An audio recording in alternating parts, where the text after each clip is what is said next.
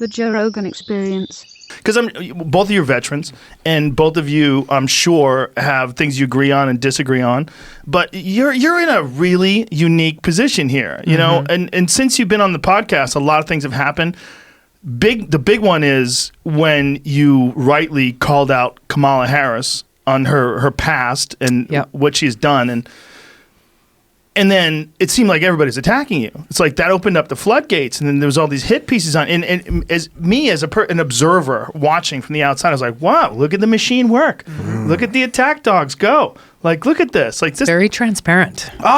So if you're paying attention, the thing is, if you're on the outside and you watch it all happen, then you go, "Oh, I see what's going on." But if you just happen upon one of those articles, you can go, "Oh, she's an Assad supporter. Oh, she's a terrible person. Oh, she's a this and a that." And it was amazing. It was amazing to watch. Like I've never met anybody like you that's run for president. Like I knew you when people didn't know you that well, and then all of a sudden people know you way more, and now you're kind of a household name.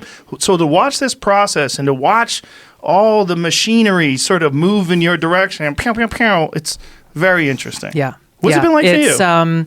I mean, that literally is our challenge here is we are up against the most powerful overall political machine. When you look at this machine that's revved up their engines to try to define me as something that casts suspicion or doubts or whatever in people's minds, pushing information that isn't true or all of these different things, and I think there's a few reasons for it. Our challenge is we are battling the political establishment in Washington. And it's because I'm telling the truth. It's because I'm challenging the status quo that they represent and that they've profited off for a very long time. So, my campaign, we don't take any contributions from PACs or lobbyists, fueled completely by contributions from individual people. And they are outspending us by many, many multiples, where we need help to challenge their narrative with the truth, telling me, hey, this is who I am. This is why I'm running for president. This is the experience and the background that I bring to this job. We've got to be able to bypass that mainstream corporate media and just go directly to voters. And what does the experience of being attacked feel like? God, I feel like I'm used to it. So it's just like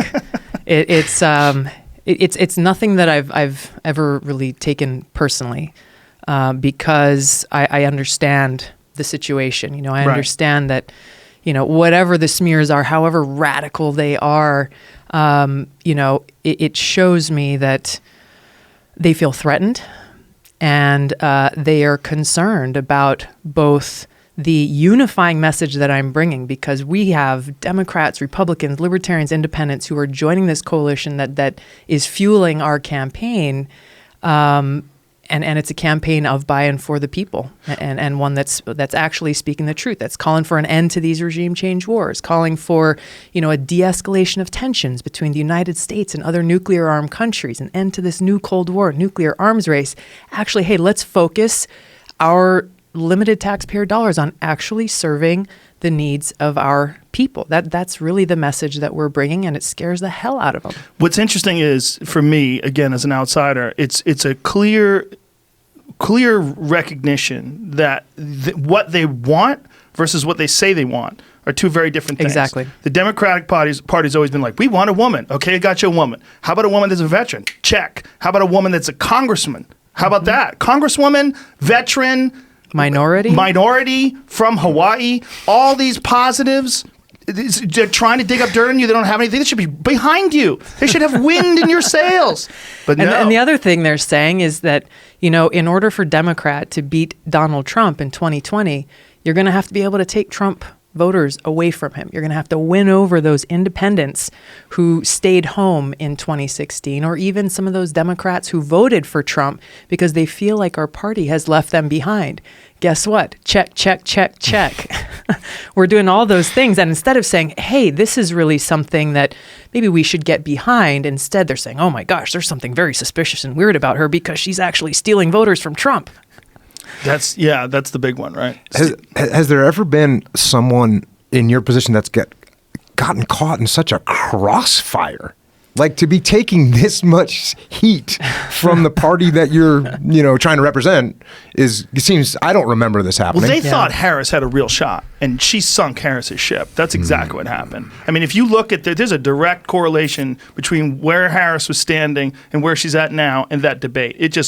You put holes in her boat.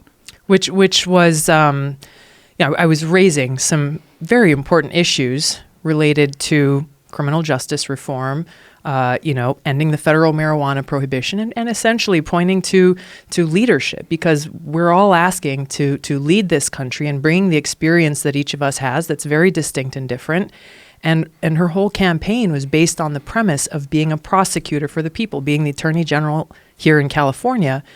And I said, okay, you've said you're proud of your record. This is what you have done when you were in a position to make a positive change for the people.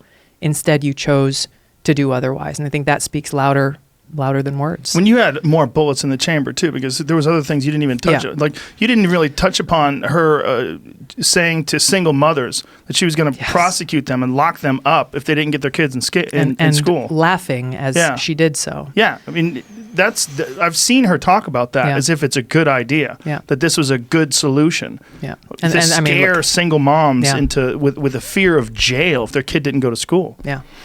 That's the challenge of this debate format that's so frustrating is, you've got 60 to 75 seconds to get your point across, to be able to talk about, hey, here's my position, here's what I would do with, North Korea, here's how I would deal with, immigration reform in 60 seconds or less.